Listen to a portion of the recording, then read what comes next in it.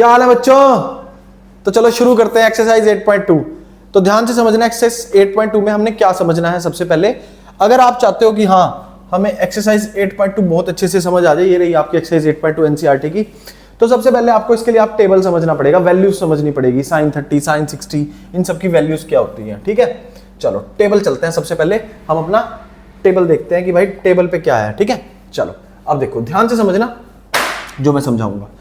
Sign 0 की value 0, sign 30 की 1/2, sign 45 की 1/√2, साइन 60 की √3/2, साइन 90 की 1। ये सारी इनकी वैल्यूज होती है।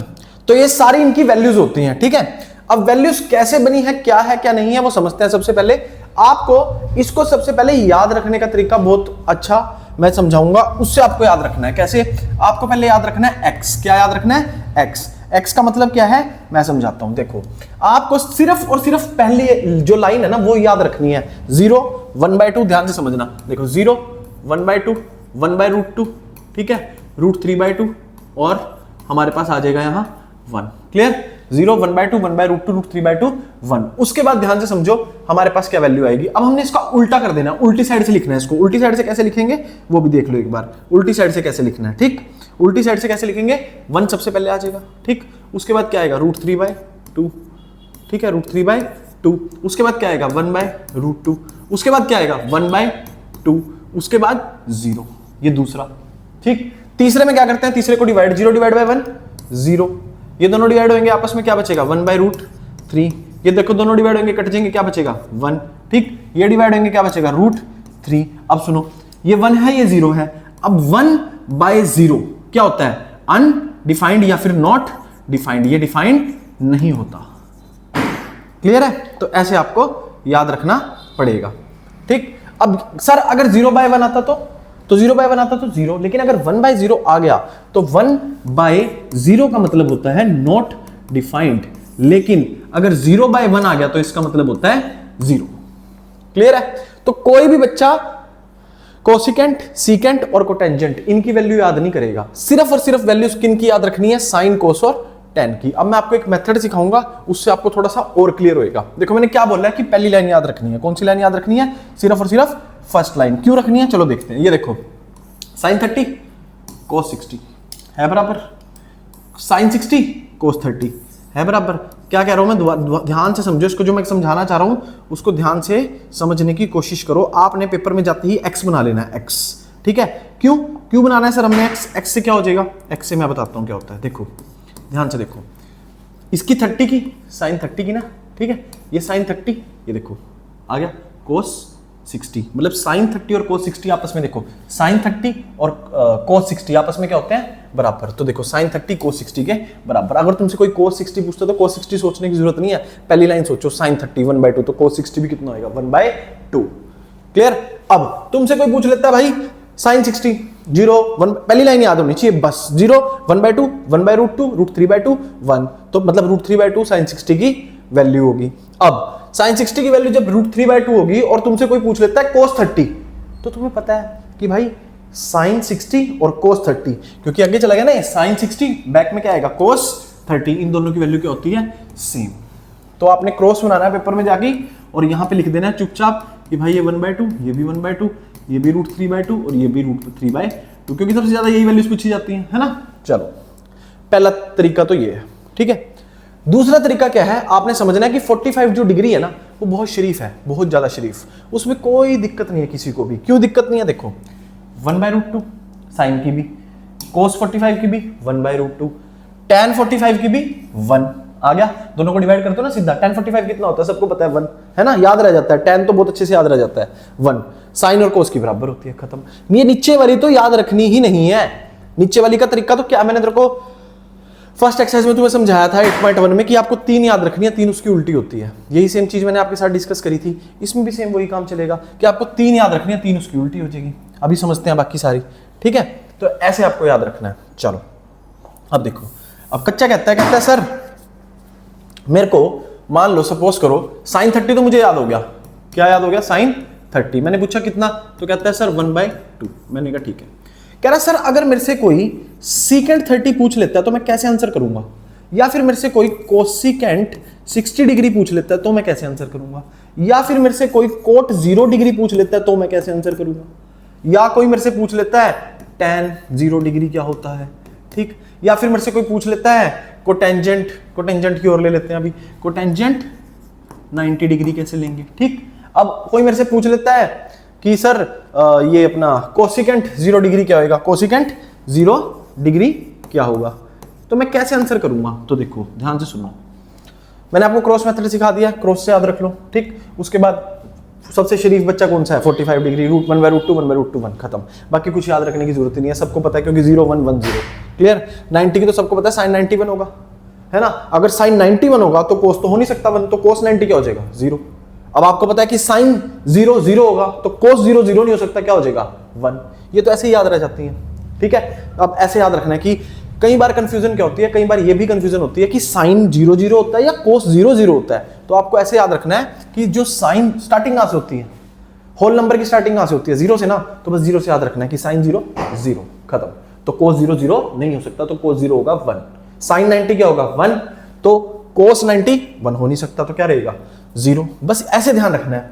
अगर आपको 2 बार देखना है चीज मेरी रिपीट करके मैंने क्या बताया इस चीज में, तो ऐसे आप याद रखोगे ना, एक तो क्रॉस याद रखना है, बीच वाला शरीफ बच्चा हो गया, ठीक। उसके बाद आपको पता है 0 से स्टार्ट है 1 पे खत्म, 1 पे स्टार्ट 0 पे खत्म।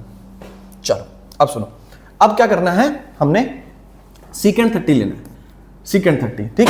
सीकेंट 30 को छोड़ दो, बस ये समझो कि हमारे पास सीकेंट किसका उल्टा है, तो सीकेंट उल्टा है कोस का, ठीक। तो आप कोस 30 के पास चले जाओ, कोस 30 हमें क्या देता है, कोस 30 हमें देता है √3/2, तो सीकेंट 30 कितना हो जाएगा 2/√3 खत्म, ऐसे, ठीक। अब कोसिकेंट 60 है, कोसिकेंट 60 याद रखना ही नहीं है, हमें याद रखना है कि भाई साइन 60 क्या होता है, तो पहली लाइन तो देखनी नहीं है, 0 1/2 1/√2 √3/2 √3/2, तो कॉमन सेंस है कोसिकेंट 60 कितनी हो जाएगी, देखो ना 2/√3, उल्टा हो जाएगा ना उसका, ये भी 2/√3 आ गया। ये देखो साइन 60 √3/2, तो कोसिकेंट 60 कितनी हो जाएगी 2/√3, क्लियर है। ऐसे आपको याद रखना है, ठीक है।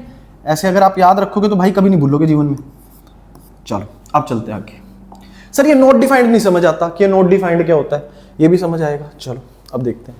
मैंने तुमसे पूछा पहले बताओ tan 0 क्या होता है, तो अब सोच, मैंने तुम्हें क्या कहा था कि दोनों को तुम यहाँ पे डिवाइड, ये देखो ये यार ये मिसप्रिंटिंग है इसमें थोड़ी सी टेबल में, तो हम इसको थोड़ा सा करेक्ट कर देते हैं, ठीक है।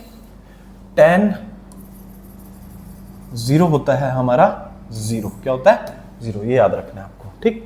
अब देखो हमारे पास,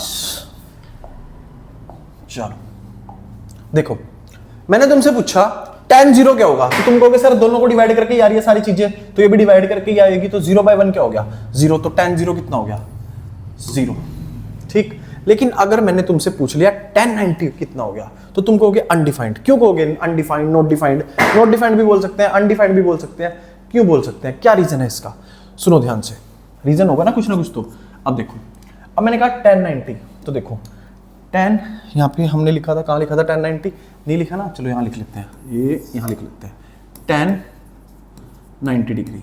अब देखो tan 90 1 को किससे डिवाइड करा 0 से, और अगर 1 0 से डिवाइड होता है तो क्या आ जाता है नॉट डिफाइंड, क्लियर।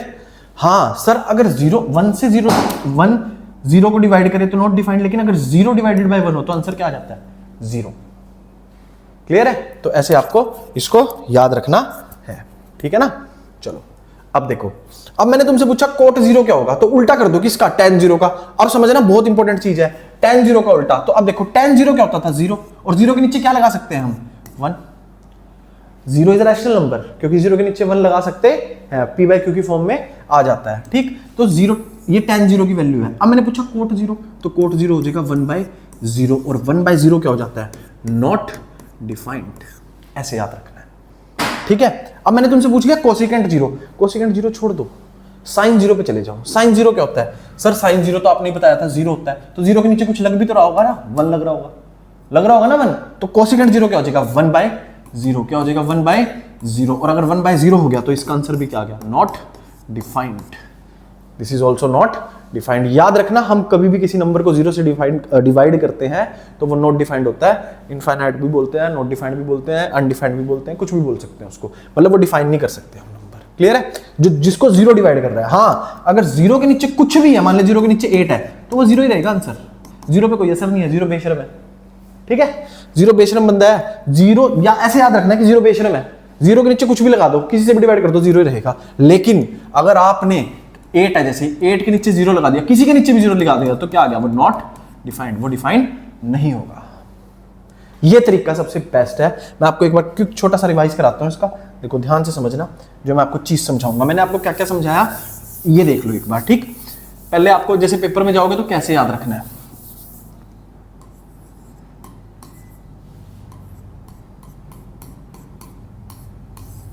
चलो पहला स्टेप मैंने आपको सिखाया क्रॉस। आपको जाते ही क्रॉस बना देना है, ये 30 तो इसका 60 और इसका 60 तो इसका 30। पहली लाइन सबको पता है साइन की होती है और दूसरी लाइन किसकी होती है? कोस की। और बीच में एक तलवार बना देनी है और ये तलवार क्या होती है? सबसे शरीफ बच्चा। सबसे शरीफ बच्चा क्या कहता है? 1/√2 1/√2 और 1, खत्म। क्लियर?